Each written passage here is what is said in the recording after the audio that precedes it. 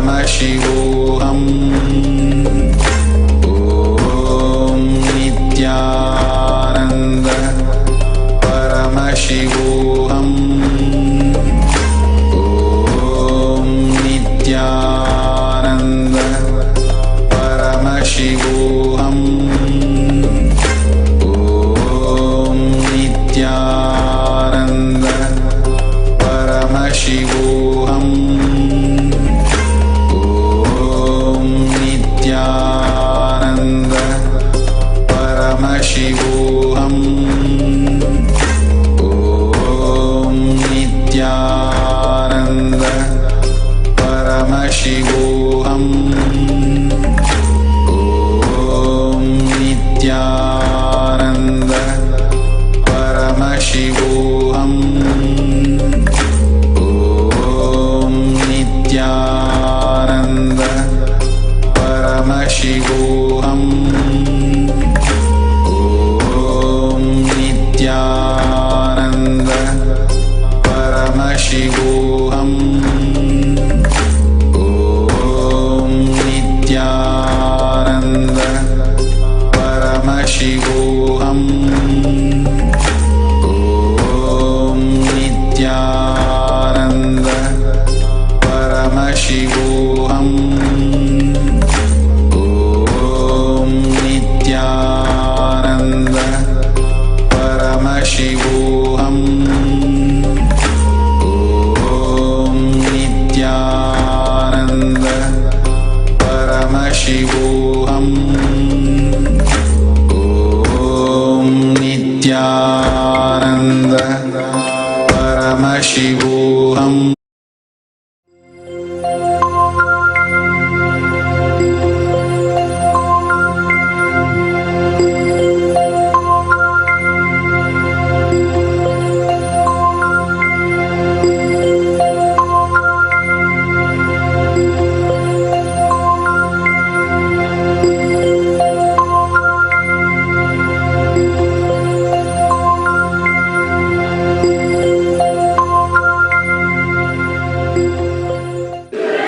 விழித்துக்கொள். உடல் நலம், மனநலம், உணர்வு வளம், ஞானம், பொருள் வளம், எல்லா நன்மையும் செய்திடு. எல்லோர்க்கும் எல்லா நன்மையும் தந்தருள்.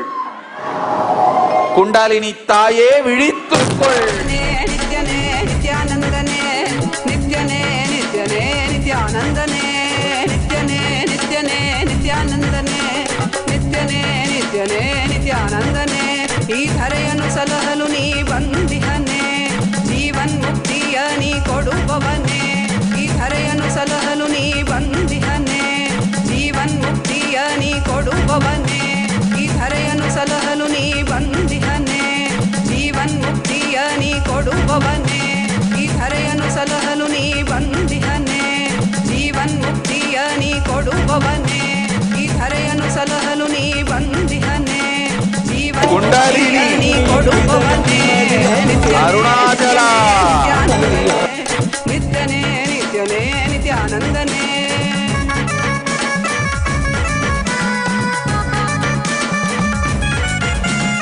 ಅರಿಯದ ಮನಸ್ಸಿನ ದ್ವಂದ್ವವ ತೊಲಗಿಸಿ ಅರಿಯದ ಮನಸ್ಸಿನ ದ್ವಂದ್ವವ ತೊಲಗಿಸಿ சங்காரி சதா சிவனோடு சந்ததம் லயித்திருக்க சகஸ்ராரம் நோக்கி பொங்கிடுவாய்.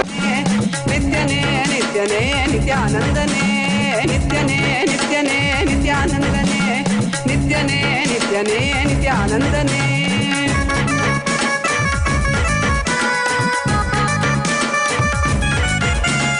ನಂಬಿದ ಭಕ್ತರ ಬಾಳಲಿ ಕೈಲಾಸ ಕಾಣುವ ಬೆಂಬಲ ನೀ ಕೊಡುವೆ ನಂಬಿದ ಭಕ್ತರ ಬಾಳಲಿ ಕೈಲಾಸ ಕಾಣುವ ಬೆಂಬಲ ನೀ ಕೊಡುವೆ ನಿತ್ಯನೇ ನಿತ್ಯನೇ ನಿತ್ಯಾನಂದನೇ ನಿತ್ಯನೇ ನಿತ್ಯನೇ ನಿತ್ಯಾನಂದನೇ ನಿತ್ಯನೇ ನಿತ್ಯನೇ ನಿತ್ಯಾನಂದನೇ ನಿತ್ಯನೇ ನಿತ್ಯನೇ ನಿತ್ಯಾನಂದನೇ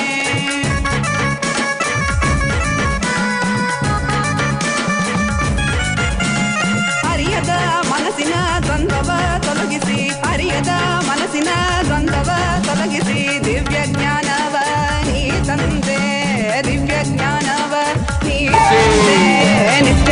ನಿತ್ಯನೇ ನಿತ್ಯಾನಂದನೇ ನಿತ್ಯನೇ ನಿತ್ಯನೇ ನಿತ್ಯಾನಂದನೇ ನಿತ್ಯನೇ ನಿತ್ಯನೇ ನಿತ್ಯಾನಂದನೇ ನಿತ್ಯನೇ ನಿತ್ಯನೇ ನಿತ್ಯಾನಂದನೇ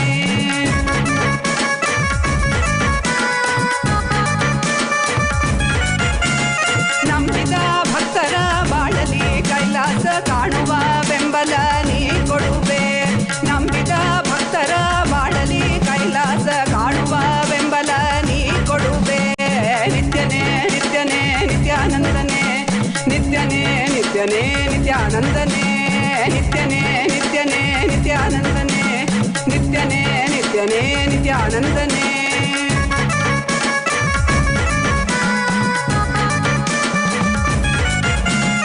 ಅರಿಯದ ಮನಸ್ಸಿನ ದ್ವಂದ್ವವ ತೊಲಗಿಸಿ ಅರಿಯದ ಮನಸ್ಸಿನ ದ್ವಂದ್ವವ ತೊಲಗಿಸಿ ದಿವ್ಯ ಜ್ಞಾನವ ನೀ ತಂದೆ ದಿವ್ಯ ಜ್ಞಾನವ ನೀ ತಂದೆ ನಿತ್ಯನೇ ನಿತ್ಯನೇ ನಿತ್ಯಾನಂದನೇ ನಿತ್ಯನೇ ನಿತ್ಯನೇ ನಿತ್ಯಾನಂದನೇ ನಿತ್ಯನೇ ನಿತ್ಯನೇ ನಿತ್ಯಾನಂದನೇ ನಿತ್ಯನೇ ನಿತ್ಯನೇ ನಿತ್ಯಾನಂದನೇ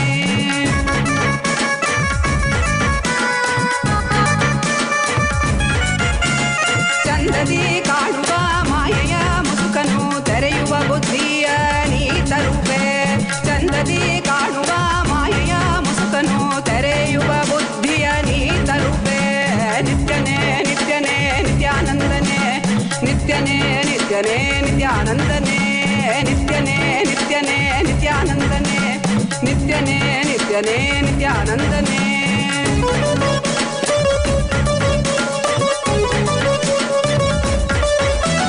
ಕಾಲನೇ ರುದ್ರನೇ ವೀರಭದ್ರನೇ ಕಾಲ ಭೈರವನಾಗಿ ನಿಂತಿರುವೆ ಕಾಲನೇ ರುದ್ರನೇ ವೀರಭದ್ರನೇ ಕಾಲ ಭೈರವನಾಗಿ ನಿಂತಿರುವೆ ನಿತ್ಯನೇ ನಿತ್ಯನೇ ನಿತ್ಯಾನಂದನೇ ನಿತ್ಯನೇ ನಿತ್ಯನೇ ನಿತ್ಯಾನಂದನೇ ನಿತ್ಯನೇ ನಿತ್ಯನೇ ನಿತ್ಯಾನಂದನೇ ನಿತ್ಯನೇ ನಿತ್ಯನೇ ನಿತ್ಯಾನಂದನೇ ಈ ಧರೆಯನ್ನು ಸಲಹಲು ನೀ ಬಂದಿಹನೆ ಜೀವನ್ ಮುಕ್ತಿಯ ನೀ ಕೊಡುವವನೇ ನಿತ್ಯನೇ ನಿತ್ಯನೇ Nithyananda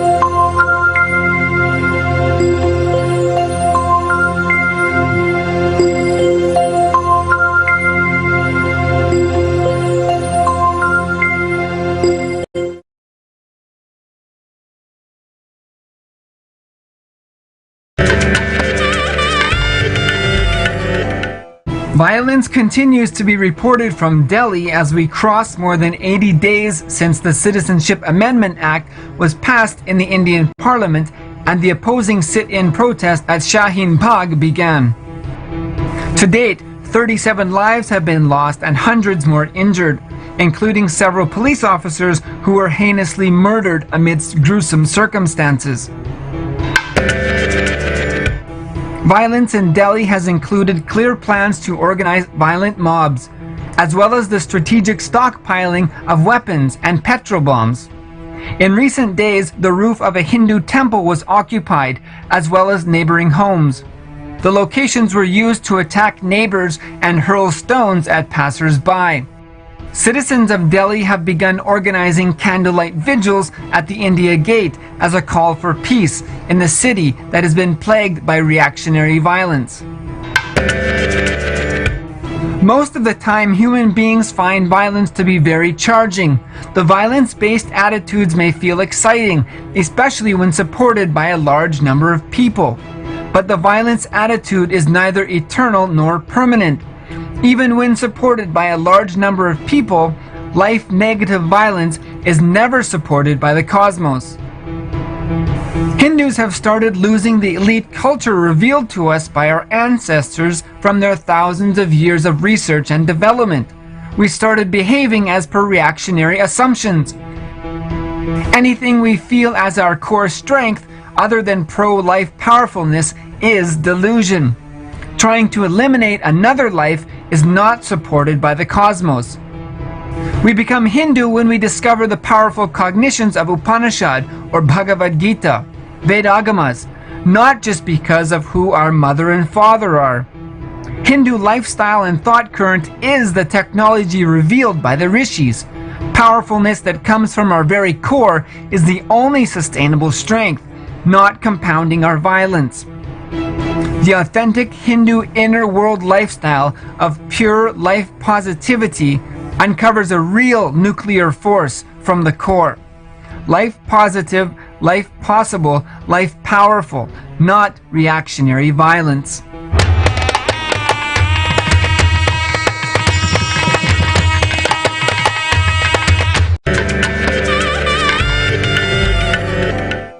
Violence continues to be reported from Delhi as we cross more than 80 days since the Citizenship Amendment Act was passed in the Indian Parliament and the opposing sit-in protest at Shaheen Bagh began. To date, 37 lives have been lost and hundreds more injured, including several police officers who were heinously murdered amidst gruesome circumstances. Violence in Delhi has included clear plans to organize violent mobs, as well as the strategic stockpiling of weapons and petrol bombs. In recent days, the roof of a Hindu temple was occupied, as well as neighboring homes. The locations were used to attack neighbors and hurl stones at passers-by. Citizens of Delhi have begun organizing candlelight vigils at the India Gate as a call for peace in the city that has been plagued by reactionary violence. Most of the time, human beings find violence to be very charging. The violence-based attitudes may feel exciting, especially when supported by a large number of people. But the violence attitude is neither eternal nor permanent. Even when supported by a large number of people, life-negative violence is never supported by the cosmos. Hindus have started losing the elite culture revealed to us by our ancestors from their thousands of years of research and development. We started behaving as per reactionary assumptions. Anything we feel as our core strength, other than pro-life powerfulness, is delusion. Trying to eliminate another life is not supported by the cosmos. We become Hindu when we discover the powerful cognitions of Upanishad or Bhagavad Gita, Vedagamas, not just because of who our mother and father are. Hindu lifestyle and thought current is the technology revealed by the rishis. Powerfulness that comes from our very core is the only sustainable strength, not compounding our violence. The authentic Hindu inner world lifestyle of pure life positivity uncovers a real nuclear force from the core. Life positive, life possible, life powerful, not reactionary violence.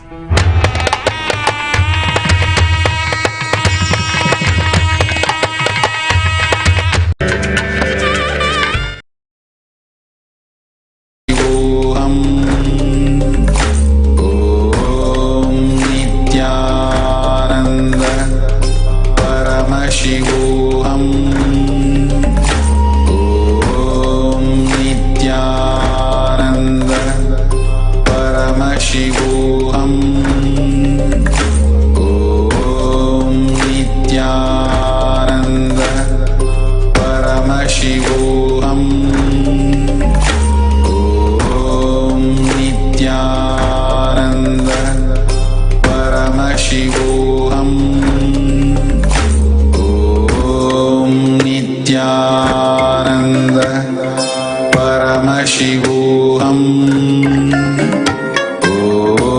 Om Nithyananda.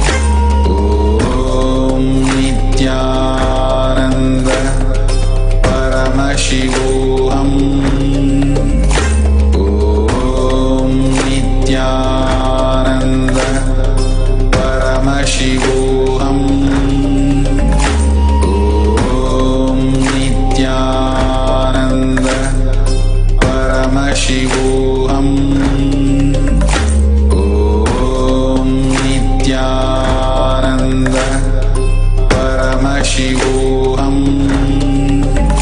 Om Nithyananda Paramashivam. Om Nithyananda Paramashivam. Om Nithyananda Paramashivam. Om Nithyananda Paramashivam. Om Nithyananda Paramashivam.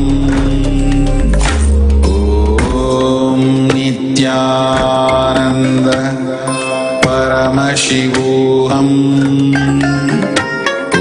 Om Nithyananda Paramashivam. Om Nithyananda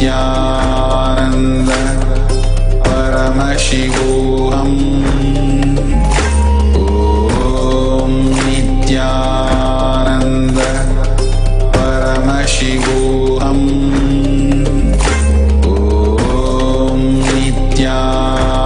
Nithyananda Paramashivam. Om Nithyananda Paramashivam. Om Nithyananda Paramashivam. Om Nithyananda Paramashivam. Om Nithyananda Paramashivam. Om Nithyananda Paramashivam. Om Nithyananda Paramashivam. Om Nithyananda Paramashivam. Om Nithyananda Paramashivam.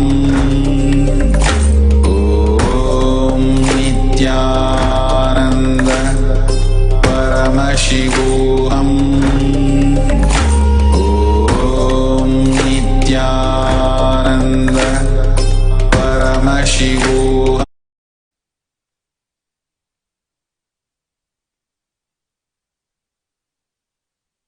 नित्यानन्दं परमसुखदं केवलं ज्ञानमूर्तिं द्वन्द्वातीतं गगनसदृशं तत्त्वमस्यादिलक्ष्यम् एकं नित्यं विमलम् अचलं सर्वदी साक्षिभूतं भावातीतं त्रिगुणरहितं सद्गुरुं तं Namami.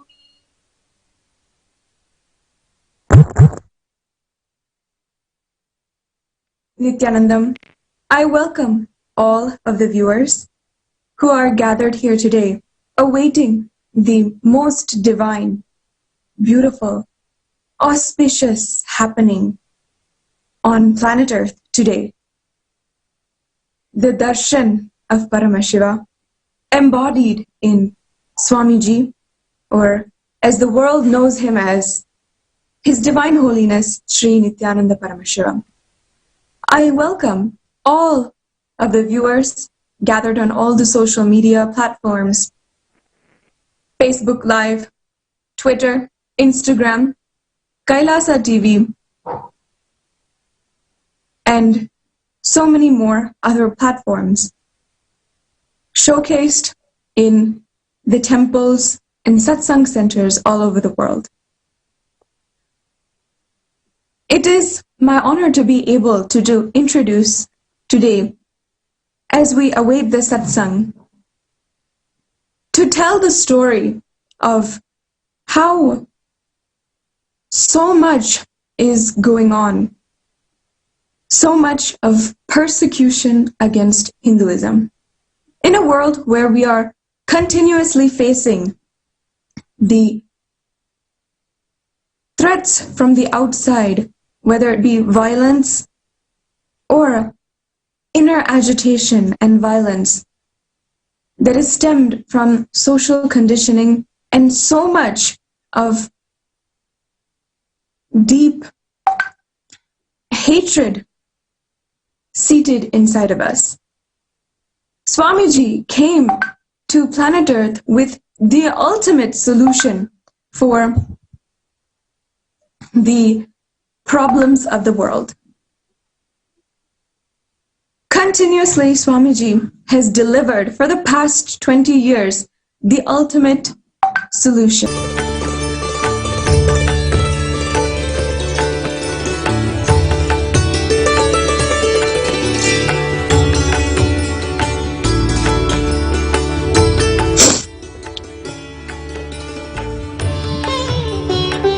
Devi Meenakshi was the first and foremost queen.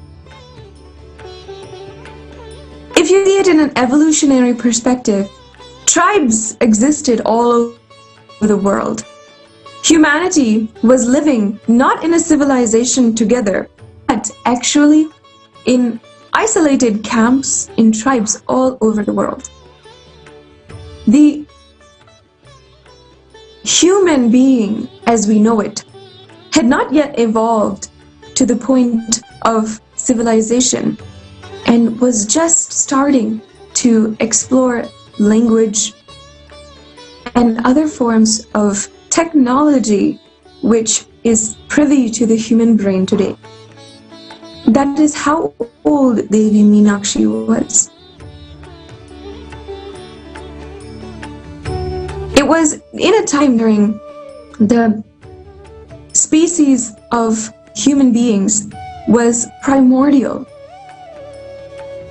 before the Homo sapien even evolved,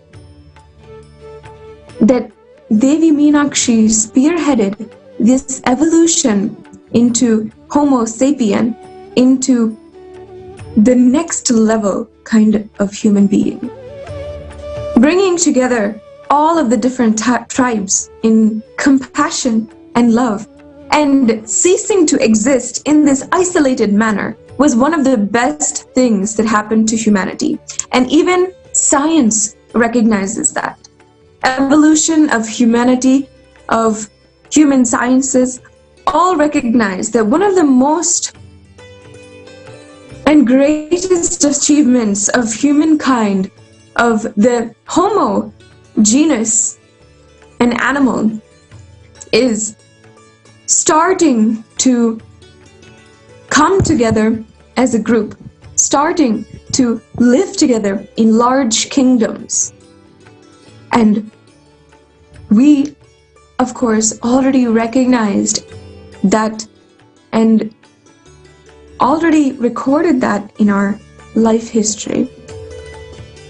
What most modern day scientists don't see is that what they are recognizing as new discoveries in the area of Hinduism, in the area of science and technology, is actually not new in the definition that they believe. Our ancient rishis had recognized, discovered all of what they have now discovered after so many years, but did not see and did not appreciate in the Hindu culture. Going back to what I was saying before, Devi Meenakshi was the first ruler of humanity, who had brought together all of the isolated tribes and built the nation, the immense nation that spanned across modern-day Pakistan until Cambodia. She was one of the first in a series of rulers who ruled and made the Indian civilization, the Indus Valley civilization, so great, known throughout the world for all of its riches being one of the richest cultures of humanity and the most beautiful culture that existed at the time. Of course, this attracted so many people from around the world, even then, to come and explore into our culture. But at that time, even then, of course, there was people who wanted to exploit the culture and started a huge persecution against the Hindu culture and tradition. Devi Meenakshi was the first matriarch of the Vedic civilization, followed by thousands of matriarchs, rulers who had established the philosophy and the traditional way of living in Hinduism. Hinduism is as great of a culture today because of how she established it. In all truth, we owe everything that we experience and live today as Hinduism to Devi Meenakshi. And she was the first matriarch of our civilization, known to all Hindus as the Mother. This is the culture which we have. This is our tradition. Feminism, women empowerment, matriarchs, and worshipping the divine feminine is just in our regular practice. It's in our bones and blood. However, today, the ideas of feminism in the Western world are only based in equality and seeking the rights of women in areas of politics, employment, society. And while there's no denying that that is extremely important, significant, and necessary for our evolution as a humanity, we have to understand that no being is empowered unless they are established in the conscious resource. As Swamiji has been saying, has been explaining detailedly in many different ways for the past 20 years, consciousness is the ultimate way that we have to establish ourselves and bring out the best in humanity. That is the way Swamiji is spearheading a revolutionary change to humanity and the way we live. Until today, he works continuously in order to bring this superconscious breakthrough to humanity, and has, throughout even the relentless persecution against him, continuously been giving and serving humanity. I invite all the viewers who are gathered with us today and waiting for Swamiji to ask the avatar using the hashtag #AskTheAvatar. You can ask any question which you want and have the opportunity of Swamiji himself to answer your questions in today's live satsang when Swamiji comes. As Swamiji says, he never answers the question, he always answers the questioner. Sometimes when we ask a question to Swamiji, it is having different meaning, it is resting in alternative motives, and for some way we ask that question seeking an answer which we may not even have voiced, but somehow, in some way, the way that Paramashivam himself works and knows, he is able to answer the deep seeking that we have inside of ourselves. I invite all of the viewers to tweet your question using the hashtag AskTheAvatar. You can mention at Srinath Nithyananda, the official tag of Swamiji on Twitter, and you can ask as many questions that you want for them to be established and answered in the live satsang when Swamiji comes today. You can see, if you have been tuning in to the last few days in the satsang, you know that it is an absolute treat to be able to get the answer from Swamiji for all of these questions. He is continuously answering our seeking, and as devotees reach out to him, making himself available for them to experience.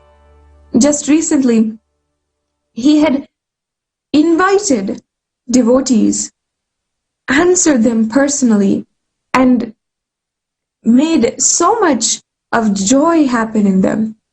We have collected the testimony of these questioners, of just how answering one question during satsang was such a beautiful treat for all of the people who are watching.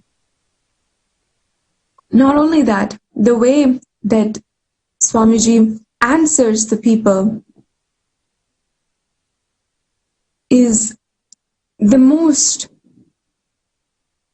direct and loving, caring way that a question can be answered.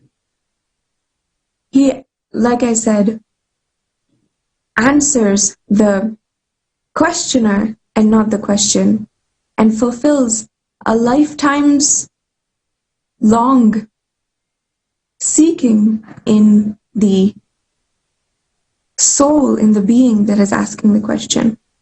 For this opportunity, once again, I invite all of the viewers to tweet your questions at hashtag AskTheAvatar at Sri Nithyananda.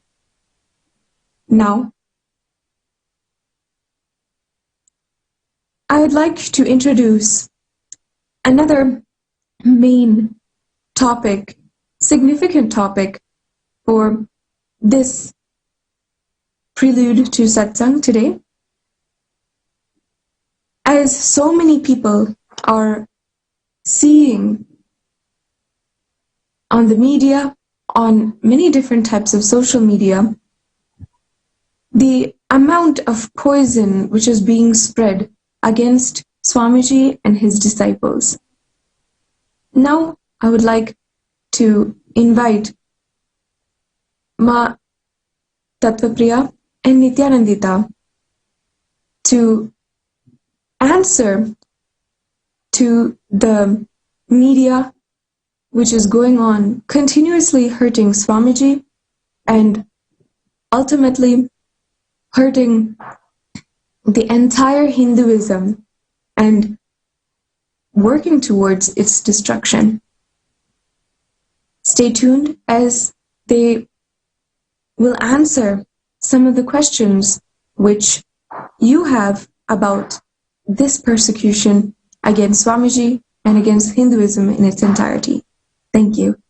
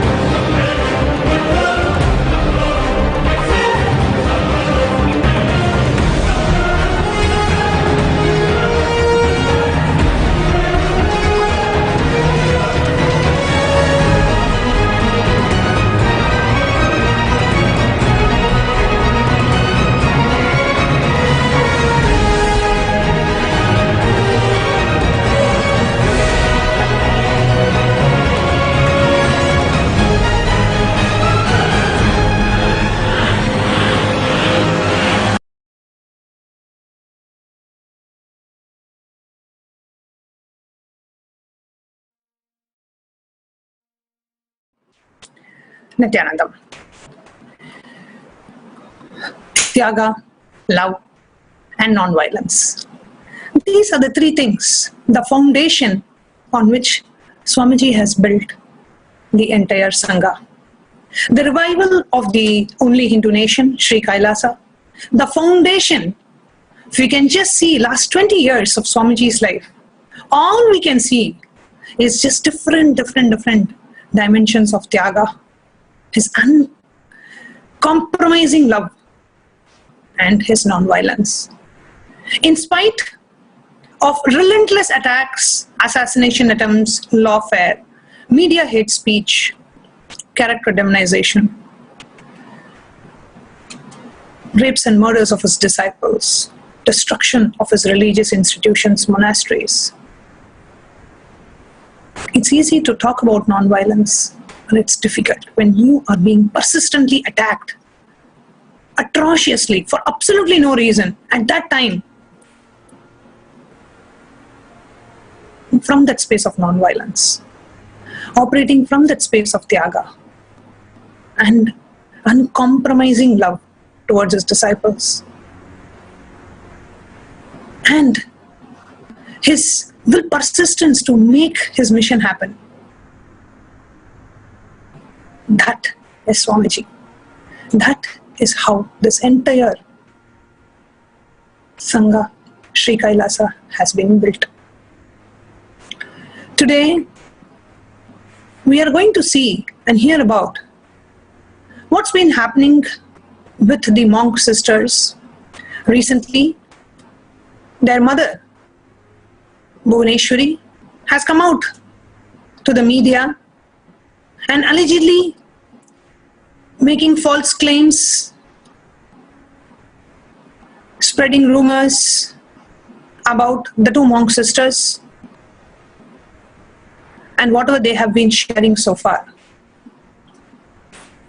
Just to give you a quick preview, Janardhan and his wife Bhuvaneshwari enrolled their 4 children in Gurukul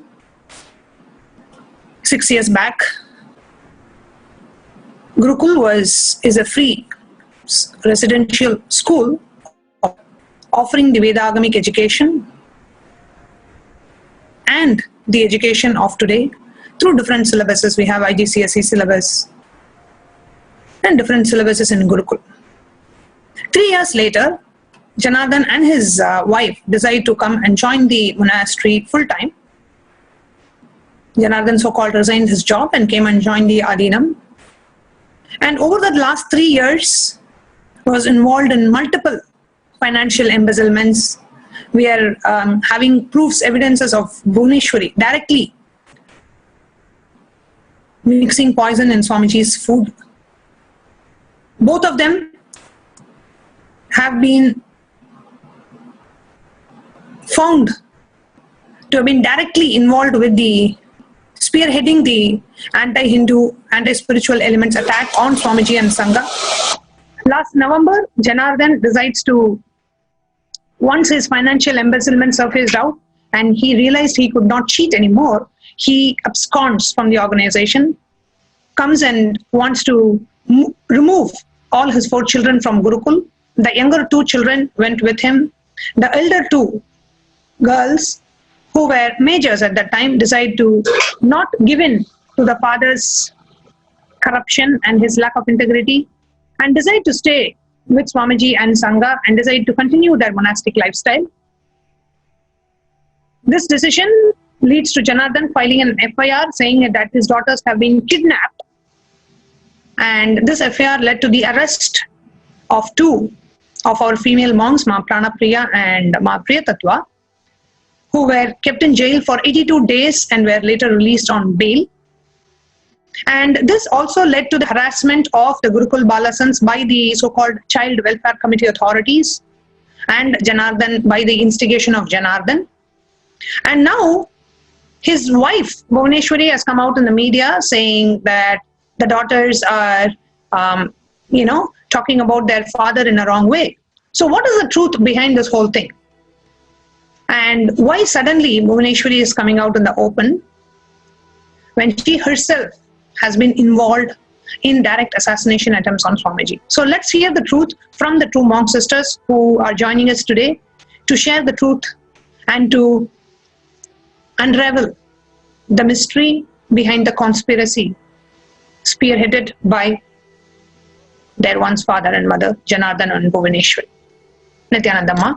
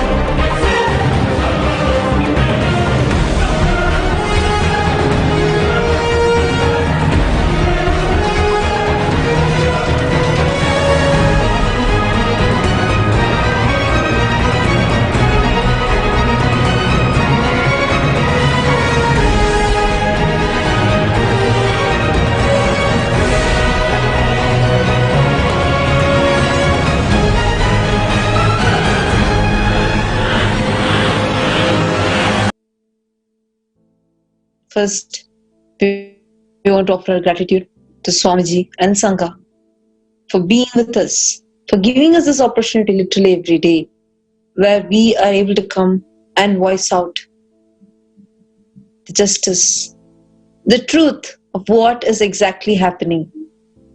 Media is so busy in spreading all sorts of hate speeches, absurd lies, and just spreading hatred, defamation, and trying to twist our case, trying to bring injustice for us.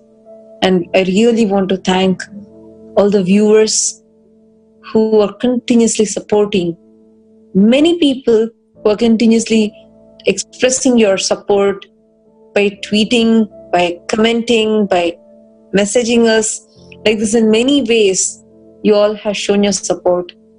And I really want to thank all of you for that. Yesterday, there was a fake news by this prostitute channel, Republic TV. Actually, I'm so hurt by the way the Republic TV has tortured both of our lives that I'm even using this word. Actually, there are so many media channels that are just prostitutes. And I would like to include Republic TV also in that, because the way it has tortured us. Every time spreading some false rumor as a news. And every time it has been really, really hard on our lives. Really hard on the life of Swamiji. Someone who's doing so much to Sanatana Hindu Dharma, so much to humanity at large, is being persecuted continuously. I only wanted to address the recent video that was published by Republic TV, the video of Bhuvaneshwari, our Purvashram mother, where she comes and pretends with a lot of theatrics, claiming all sorts of lies, telling how actually there's nothing even she's sharing there. All she's doing is cursing. All she's doing is just abusing us. And that video, the transcript of that video, was published in Republic TV. And this news, so many people started sending to me with a lot of concern. And that is why I want to address this today. I really thank all of you for your patience and coming and giving us this time and listening to us. First, I just wanted to give a brief intro on who is this lady. She has been, I have to say, like when she actually put us in Nithyananda Gurukul, that time because the first time when she met Swamiji, she actually held her Mangalyam, Mangal Sutra, what we call as Tali in Tamil, the Tirumangalyam. She held that, came to Swamiji and begged for her husband's life, Kulnari's life. He was in a serious condition in hospital where his third heart surgery was going on. The doctors had almost given up. Swamiji blessed her, and that is why that Kulnari is even alive today. After seeing that her husband's life was saved, she started getting connected and started coming to ashram. But after she came to ashram, she never joined as an Adinavasi. We joined the Nithyananda Gurukul in the year 2013, but she had not joined the Adinam then. In 2016, when she got money to poison Swamiji, that is when she enters the Adinam and pressurizes to be in Swamiji's kitchen. You all would have heard Swamiji multiple times telling that he is not able to talk and he coughs a lot, something is wrong with his health, and that anti-Hindu elements have injected poison inside Swamiji. There are multiple people who are involved in this, but the one that I have seen as an eyewitness was this lady, Bhuvaneshwari, whose abusive video is now widely spreading. And she poisoned Swamiji, and when I found out that she is poisoned Swamiji, it was a slow poison with high, actually toxic levels of lead. So you keep putting it in the food every day. Within 2 months, the organs will start dysfunctioning. It will just start actually malfunctioning, and that person will die within 3-4 months. So that was a poison that she started feeding Swamiji, but she started mixing in Swamiji's food and giving it to him. And all of you I also wanted to share with all of you, it is not a joke what we are going through, what we are being put through by when people go to their parents, when people live with their parents, especially in a culture like India, where family is given utmost priority. In India, we are out to look up at our parents to learn ethics, to see how we have to treat others with respect, to learn how to treat women with dignity. That is a reason that India has always grown with its popularity about the culture, because we give so much of importance and respect, mutual respect in the family. But unfortunately for us, that is not the truth.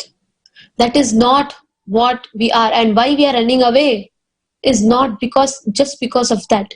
We literally are being brought up by someone who is an assassin, who's a murderer, someone who's a cheap womanizer.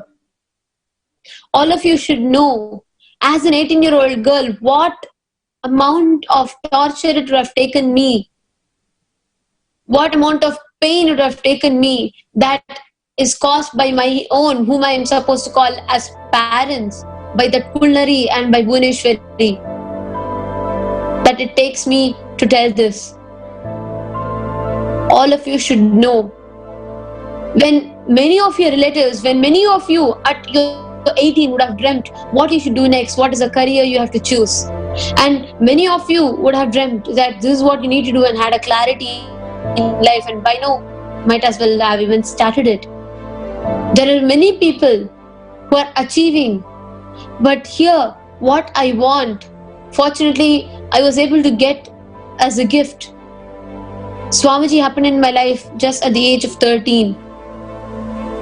But today, this is not what I dreamt of.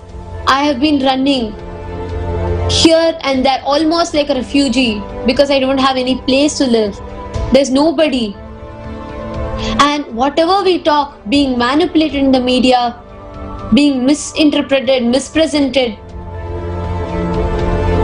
If you, as a woman, as a child, just at 18, are put through this, what would you do? I am being asked to file a false rape charge against the person who has brought me up, who is my father and mother, Swamiji, who is my master, who is everything. I have seen him save my very own father's life. As a 12-year-old girl, as a 13-year-old girl, I saw how the man I thought was my father was saved by Swamiji, and today that very man, that Kulnari, calls me and tells me to file a false rape charge against Swamiji. That, first of all, for it is never easy even to utter the word rape charge, all of it takes me so much of pain. That is not what I am brought up. That's not the ambience in which I am brought up. Actually, only when all these things started, we even started learning many of these things, many of these words. It's so painful that right now we're being like the prime time of our life, where we are supposed to focus on our ambitions, career, what we want to do. It is so hurting that we are in a position today where we are supposed to come like this and talk to you all just because we are being tortured by that Kulnari and his wife. I wanted to ask all of you, it is how it feels for you when someone who has like done so much to you and your family, and in front of you, the people whom you were just putting all your belief and trust on, Swamiji, executed by such cheapsters, how would you feel? All of you need to understand that every time it was Swamiji who was the target, the person who has sacrificed everything and is selflessly serving the humanity, the person who has left everything, his whole life, in spite of being harassed, being abused, being persecuted, being dragged into jail for no crime, without a single victim, he was charged of rape falsely. All of these persecution Swamiji put up. It takes lot of pain to see what Swamiji is going through and to be used as a weapon against Swamiji itself. Every time Swamiji was tortured,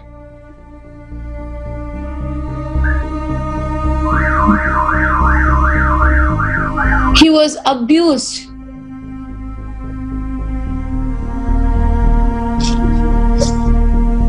Every time. ஒரு தாயின் புத்திரரே, நிஜமறியா சோதரரே, அறியாமல் தானே எதிரிகளாயினரே. காலத்தின் ஜாலத்தால் விதி நடத்தும் விளையாட்டால் கதியின்றி தவித்த ஜீவன்களாயினரே.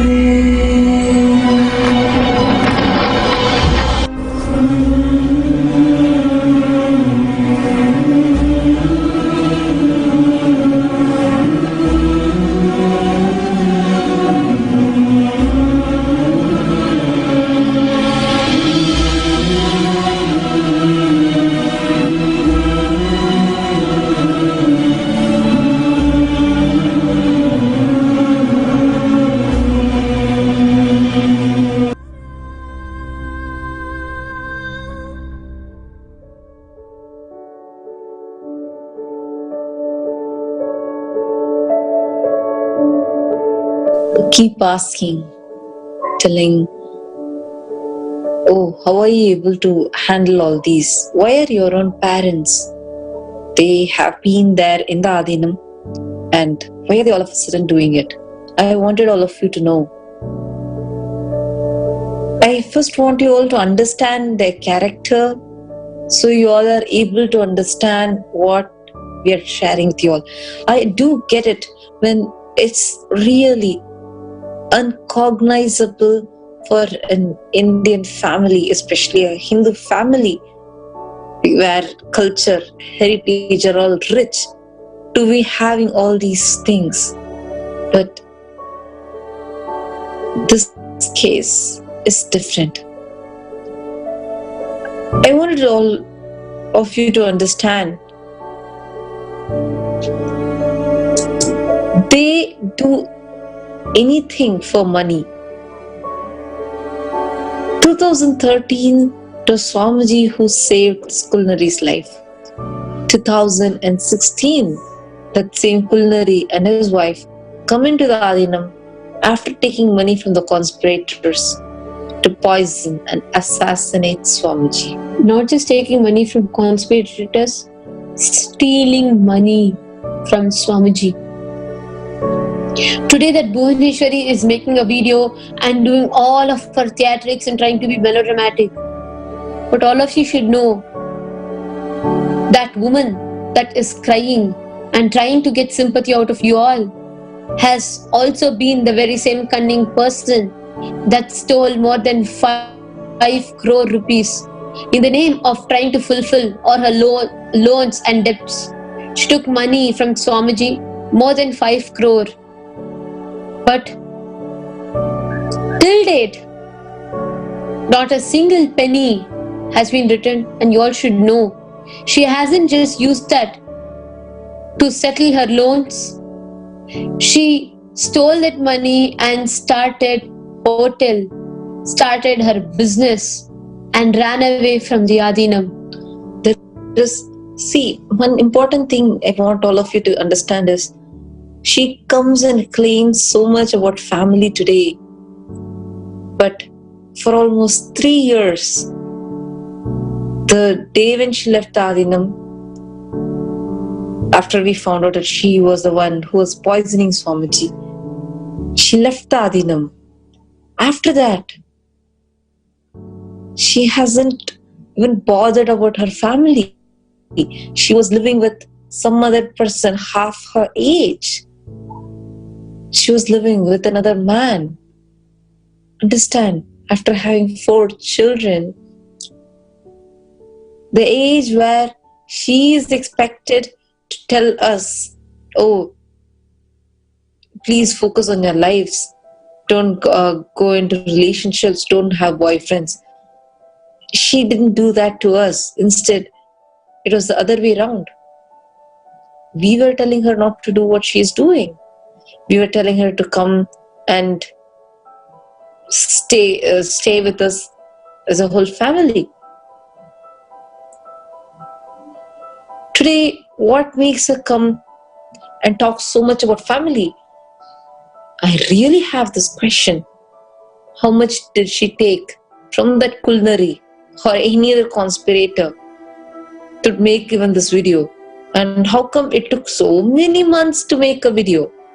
If this was something she has been talking from beginning, she should have made a video. She had her social media active with her. You all need to know that she was not there in the home. She ran away.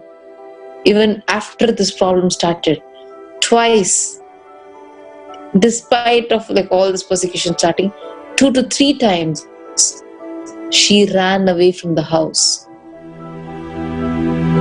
And that was a period where the Kulnari was keeping quiet. And it's actually like when I'm telling all these things, it doesn't feel nice. It's really like hurting when it's like someone you trust so much just deceives you. And not just that, what you believe as something most precious in your life, that is just being taken away. forcefully from you. Today you all can see we are neither being able to be with Sangha, nor are we able to even come back to our home country. How long is this going to continue?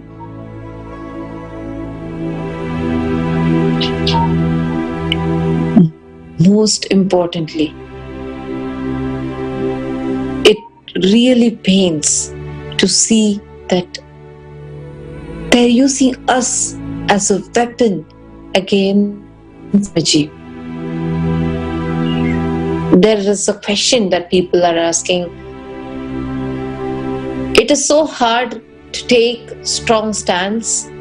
Can you answer to the people who are claiming that you are not taking the stance by yourself and being told and even threatened by Swamiji to say what you are saying?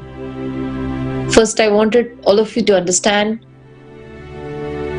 it's a very painful thing that we have not been able to be in communication with the Sangha. All we do is, we know we had to come at this time, so we get an opportunity to come and be in the Nithyananda TV. That's all. We are not able to contact the Sangha, and Swamiji, no way. And why? First, if you all just analyze this question logically, why is Swamiji going to tell us, do this, do that? What is the use of us for the Sangha? There's no special thing. If you all just see, okay, if so much cases happening, it'll all take just few minutes for Swamiji to tell, okay, you guys go. He actually told that in the satsang. He told, you guys go solve your family problem. After we have not been in touch with Swamiji or Sangha or anybody, it's all just a satsang, few minutes, that 1 hour satsang that we get to watch every day live on Nithyananda TV. And apart from that, we know at this time we can come live and share here. So we only come live and come here and share. And what we have taken this stance is not based on anyone else telling. And you all are wrong by telling, oh, taking strong stance is difficult. No. This strong stance is our will persistence to stand up by dharma. And this is what Swamiji has taught us. This is how Gurukul has groomed us to stand up with dharma. And this question itself, we are taking our decisions on our own. Nobody is teaching us. There's no gun that is kept on our heads. And I don't think to tell the truth of what we have been through, we need to be forced. All of you need to understand. We have been having no place and we are running around. It can only take insensitive people and violent people to comment on us instead of helping us find the truth or helping us find justice. We have been targeted by our own, whom we are supposed to call parents, where children are supposed to be protected by parents. We are running away because they are worst demons. You all need to know this persecution that is happening to Swamiji, this is not the first time. Time and again this has happened. Last time, Adinavasis, devotees were physically attacked. You all can see in the video how they were all abused, targeted and violently attacked. The malicious persecution that happened.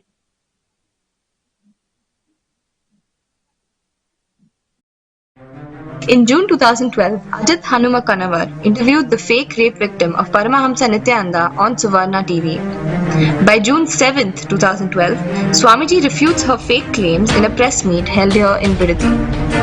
Ajit Hanuma Kanavar interrupts this press meet with illegal summons, which Swamiji refused to take. This, however, was projected in the media as if Swamiji was absconding repeatedly, and this is shown in this way even till now. The media failed to show that what Ajit did was illegal, as he is not a representative of the court. He is a media person. Furthermore, the summons Ajit was trying to give was from the convicted rapist Vinay Bharadwaj in another false case that was dismissed. After Ajit illegally tries to serve a summons, his rowdies come back and attack the ashram and ashramites, severely injuring our administrators. Then his Savarna gang again interrupts the press meet the following day and created a huge scene by assaulting our ashramites, sannyasis and women. When they're being escorted out there, a huge crowd of gundas is seen rioting outside the gate. They actually jumped our fence and started attacking us with stones and degraded Swamiji's pictures and effigies. Finally, Ajit puts a false case on Swamiji, accusing him of supposedly inciting an attack on him.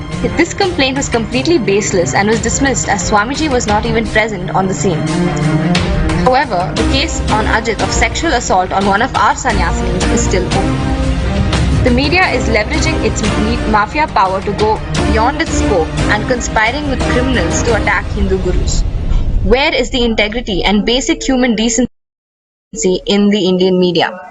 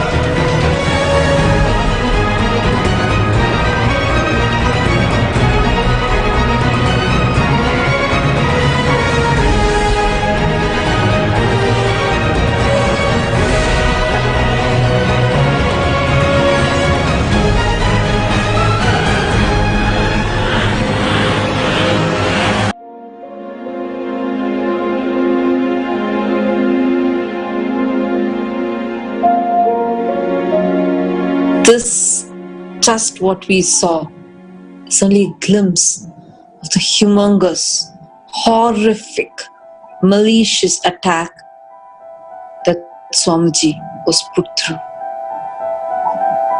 Today, this lady who has absolutely no chastity, all of us need to understand, it is chastity that gives power to our words.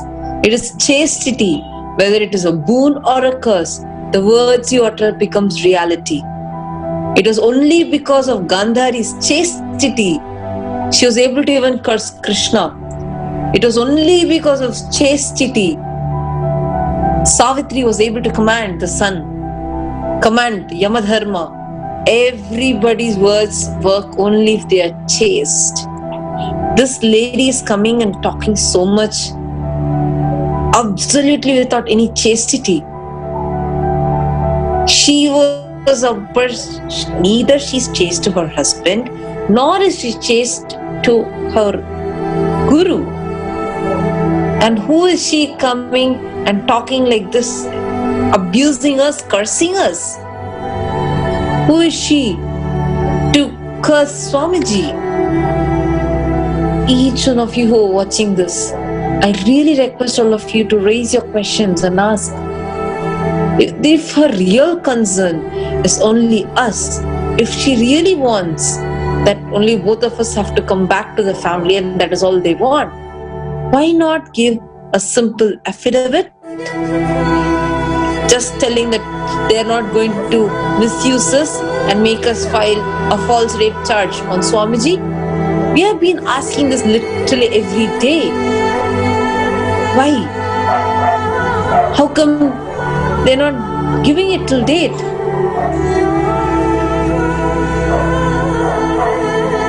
It is really so obvious that it is a complete conspiracy and a fake news. But nobody listens to our side. The whole news is claiming that we, both of us, are kidnapped. And we are continuously telling that no, we are not kidnapped and please listen to our side. No media is interested to listen. They only keep putting all the crap that culinary and his third-rate cheap family is sending.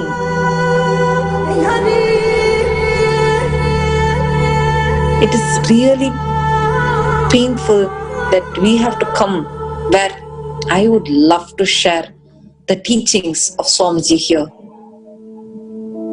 For the past 5 months, it's not just not talking. It is so painful. Really, I don't even know how to bring all this out, because till date I have heard the media trials, because I've seen how it was done on Swamiji. But today, going through it, I'm understanding so many other impacts, so many other implications it has personally on our lives. It is not just ordinary trolls or nothing like that, completely mispresenting our very existence and context, where she makes a video trying to protect her life from the very media and press channels that were trying to attack, and they change and manipulate and present the news.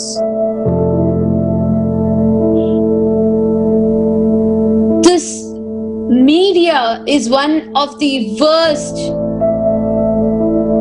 persecution that can happen to anybody's life today.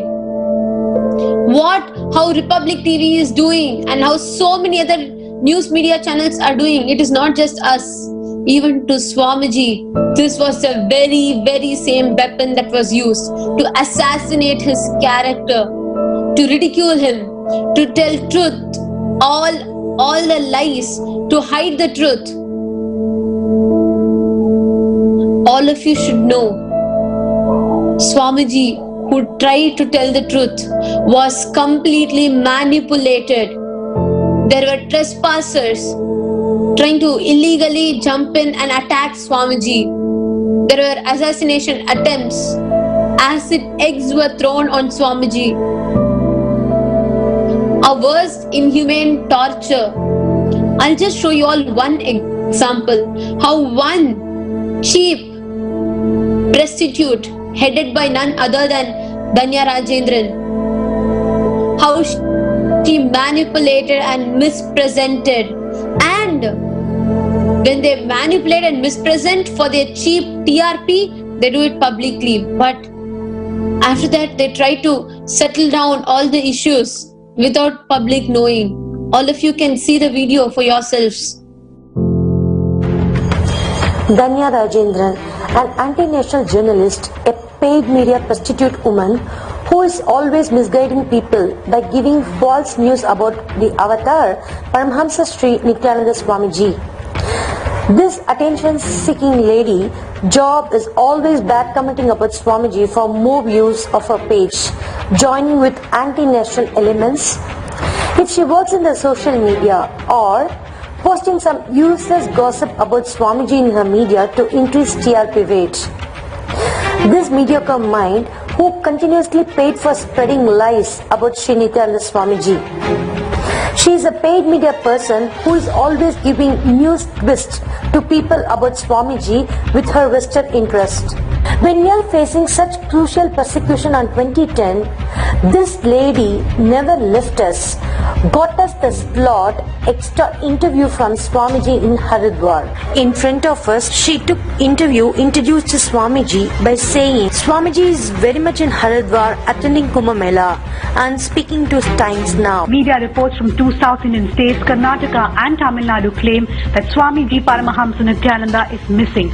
But the Swamiji is very much in Haridwar attending the Kumbh Mela and speaking to Times Now. And these prostitutes started our news within their channel claiming Times Now managed to track down Swamiji Nithyananda in Haridwar. Times Now managed to track down Swami Nithyananda in Haridwar. And this paid media anchor first imposed Swamiji with the introduction as the man admits he is indeed in that sleaze video, which is utter lie. The man admits he is indeed in that sleaze video, but that some parts of it have been morphed.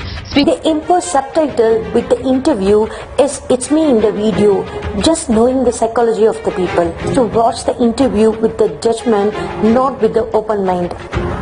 This we can call as possessing people by imposed judgment about others and making money out of it.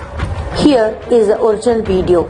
While watching this video, the viewer who want to know the facts will not come to the conclusion Swamiji is saying that he is in that video.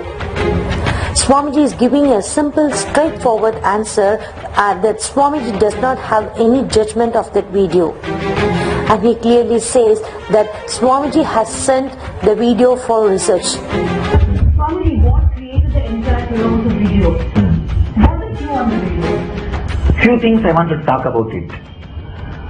Surely there is a lot of misrepresentation, manipulation, conspiracy and morphing. Now only we are working which part is recorded during with conspired way, in a conspired way, which part is morphed, which part is misrepresented, which is manipulated. All these things we are studying. Before I come to the complete conclusion, I do not want to make any big comment. But apart from this, I can say many things about the whole thing, about the situation, about the whole atmosphere. First thing, my personal life was completely misrepresented and misinterpreted, and intrusion of privacy. Intrusion of privacy. Some of the magazines and media are publishing the photograph of me changing clothes after taking bath. And what it has to do with, see, some videos they are publishing to defame my character. Some videos they are publishing just changing clothes. I don't know how much is marked in this and how much is. Now only we have sent some, whatever we got, we have sent it to some of the people who are doing research. We are working on it. Before that, I wanted to be very patient before making any comment. And Swamiji never said in the interview that he was in trance when the video was shot. First of all, Swamiji never spoke about the video shot.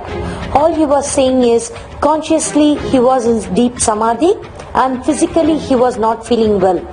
And this prostitute Dania twisted his words as trance in the middle of the interview. So were you sick in December 2000? Yes. I was sick for many days. One, consciously I was in a very deep samadhi, and physically I was not feeling well. After asking series of questions to Swamiji, it's Dania Rajendran, the prostitute, twisted the word from samadhi to trance by asking a question with the statement, going back to the December 2009 incident, you had said that you were in trance that time.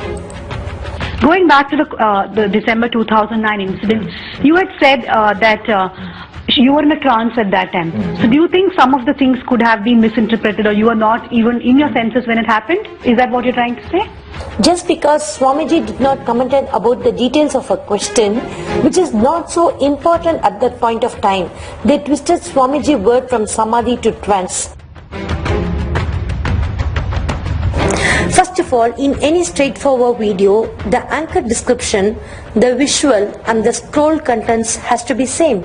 The scrolls are used to show the essence of the video for the viewer to decide for watching the video or not. The anchor is there to give the brief of that video, and finally the video is shared for the viewer to know the truth. But in case of Swamiji interview, the anchor description, scrolls and the visuals are completely different. Swamiji visuals are used just to show the availability of him in that interview. The scrolls are used for people to imbibe media imposed judgment of Swamiji in the visual. The anchor is leading Swamiji interview according to the TRP rate of the channel. They are repeating the same interview again and again for people not to divert from the imposed context and stick to their lies.